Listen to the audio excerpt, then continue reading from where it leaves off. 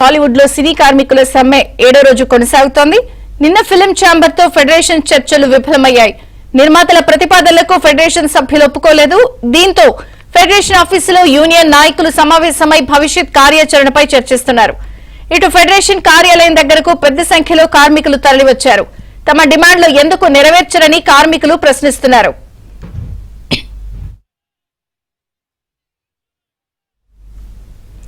ఇక employees federation నేతలు మాట్లాడుతున్నారు. లైవ్ చూద్దాం. ఈ ప్రభుత్వాన్ని కూడా ఆశ్రయించాల్సిన అవసరం ఏర్పడితే తప్పనిసరిగా మంత్రి గారిని కలుస్తాం. లేదంటే మన తెలంగాణ ముఖ్యమంత్రి గారు రేవంత్ రెడ్డి గారి దగ్గర కూడా మేము సమయం తీసుకుని వారిని కలవడానికి కూడా మేము ప్రయత్నం చేస్తాం.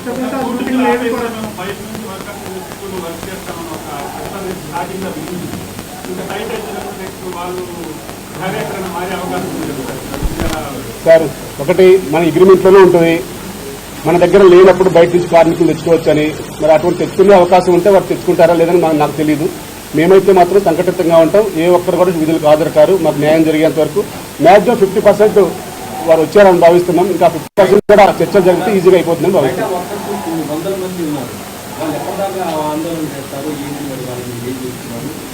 మేము వారికి చెప్పామండి. ఇప్పుడు ఎందుకంటే ఆ 4 సూత్రాలు ఏమన్నాయో మరి ఒప్పుకోవాలా ఒప్పుకోవద్దా ఒక మాట వాళ్ళందరినీ అడగడం జరిగింది. వారు ఎటువంటి పక్షంలో ఒప్పుకునే పని లేదన్నారు. అదే మాట ఇప్పుడు మరి వారి చర్చలు కానీ పిలిస్తే ఎందుకంటే 4 పాయింట్ల గురించి కన్ఫ్యూజ్గా ఉందని వాళ్ళు కూడా చెప్పారు. ఇప్పుడు మేము ఒప్పుకున్నామా ఒప్పుకోలేదని రాత్రి మీరు కూడా అడిగారు. ఇప్పుడు ఏది కూడా ఏ ఒక్క పాయింట్ కూడా ఒప్పుకోవట్లేదు దాంట్లో. కాబట్టి మేమైతే యథార్థ రూల్స్ ప్రకారం అది కూడా వేతనాలు పెంచితే 13 యూనిట్లకు సమానంగా వేతనాలు పెంచితేనే మేము విధులకు హాజరవుతాం. ఆ పర్సెంటేజ్ విధానంలో కనుక మేము 30% అన్నమాట వాస్తవం. కానీ 30% కూడా వాళ్ళు 15%, 5% అన్నారు. మేము 20%, 10% అని చెప్పాము. ఆ మధ్యలో వాళ్ళు కనుక పిలిచి న్యాయబద్ధంగా కనుక మాకు చెప్తే మాత్రం వెంటనే మేము షూటింగ్ రావడానికి సిద్ధంగా ఉన్నాం. అప్పుడు దాకా ఉంటాయండి. ఇప్పుడు వాటితో మాట్లాడి మరి ఎలా చేద్దాం ఏం చేద్దాం అని చెప్పేసి ఈ రోజు రేపు లేకపోతే నెక్స్ట్ ఇక ఛాంబర్ని మాట్లాడిస్తాం. ఛాంబర్ దగ్గర న్యాయం జరిగేంత వరకు నెక్స్ట్ ఏం చేయాలనేది అక్కడే ఆలోచన చేస్తాం.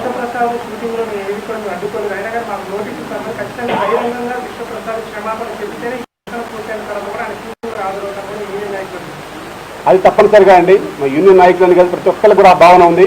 అసలు విశ్వప్రసాద్ గారు డైరెక్ట్గా మాకు అలా అనకూడదు.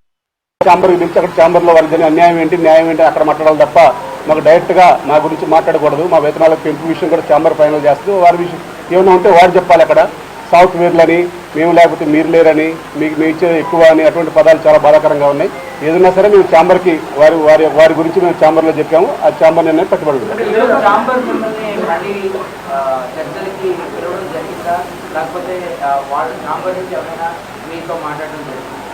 మాకు ఛాంబర్ నుంచి మాట్లాడటం జరిగిందండి.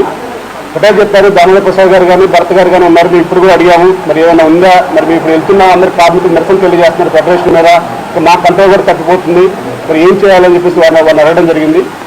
మరి వారు కూడా మేము మాట్లాడతాము. మరి మాకైతే ఇప్పటివరకు ఏం చెప్పలేదు. మాకు నిర్మాతలు మీటింగ్ పెట్టుకోలేదు. మేము చెప్తామని చెప్పారు. ఈ లోపే ఉన్న వాళ్ళని మినిట్లాగా సడన్గా తీసేయాలని చెప్తే మేము వెళ్ళి మాట్లాడి మేము మీకు తెలియజేస్తాం.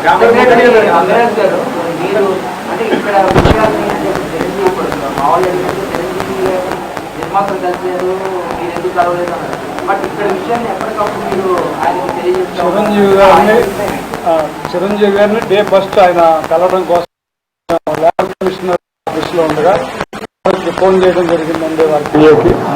వారు నెక్స్ట్ డే చెప్తాను ఈరోజు ప్రొడ్యూసర్లు కలుస్తున్నారన్న. నెక్స్ట్ డే ఏంటంటే మధ్యలో ఒకరికి చెప్పారు. అది వాళ్ళని పిలిచి వారికి వీరికి సయోధ్య కుదురులో చూడండి. ఛాంబర్ పెద్దలు కూడా మేము చెప్పున్నాం. ఫెడరేషన్ పెద్దలు వస్తున్నారు మీ దగ్గర ఫెడరేషన్ నుంచి, వారితో మాట్లాడి సఫలీకృతం అయ్యేలా చూడాలని ఆయన చెప్పడం జరిగిందండి. వారి మధ్యలో అనిల్ గారు నేను కలవడం జరిగింది. ఎవరైతే ఆయన చెప్పారో వారిని సూచించిన వారిని అలాగే అప్డేటెడ్గా వారు తెలుసుకుంటున్నారండి ఏంటి ఎట్లా జరుగుతుంది కూడుతుందన్న ఉద్దేశంలో ఉన్నారని. మళ్ళీ మేము కలవడానికి మేము వారిని సమయం అడగలేదు. ముఖ్యంగా ఈ ఎవరైతే పెద్ద హీరోలు ఉన్నారో వారందరూ కూడా మౌనంగా ఉన్నారని. సమస్య సాల్వ్ అవుతుంది. ఛాంబర్ ఎంతసేపు ఫెడరేషన్ మాకు ఛాంబర్ పెద్ద దిక్కు, ఛాంబర్ చేస్తుంది, ఛాంబర్ ఉందని మనం ఎప్పుడైతే తెలియజేస్తున్నామో మీ ద్వారా వారు కూడా చూస్తున్నారండి అయిపోతుందని. వారు రోజు మాట్లాడుకుంటా ఉన్నారు ఆయా నిర్మాతలు ఆయా హీరోలతోటి. సో ఇప్పుడు ఏంటంటే ఈ బయట నుంచి తీసుకొస్తామని ఇందాక అనిల్ గారిని ఒక ప్రశ్న వేశారు. మీరు బయట నుంచి ఎవరో రారండి. ముఖ్యంగా 5 రాష్ట్రాలు తమిళనాడు, కర్ణాటక, కేరళ, ముంబై, హైదరాబాదు, కలకత్తా ఈ 6 మనతో కలిసి 6 ఉన్నాయండి. ఈ 6 కూడా మేము కాన్ఫెడరేషన్ అంటామండి. ఈ 6 కూడా ఒకే తాటిపై నడుస్తాయండి. ఇవన్నీ మా సమస్యలు వస్తే వారు చూసుకుంటారు, వారి సమస్యలు వస్తే మేము చూసుకుంటాం. వీరందరికీ ఫోన్ ద్వారా లెటర్ సంప్రదించడం జరిగింది. ఎవ్వరూ కూడా ఏ ఒక్కరూ కూడా బయట నుంచి వచ్చి ఇక్కడ పనిచేయరండి. మేమే మళ్ళీ పనులకు వెళ్ళాలి, మేమే షూటింగ్లు చేసుకోవాలి, మేమే అన్నీ చేయాలండి. ఇప్పుడు అనిల్ గారికి ఫోన్ వచ్చింది, నాకు ఫోన్ వచ్చింది, కలుస్తామండి మళ్ళీ.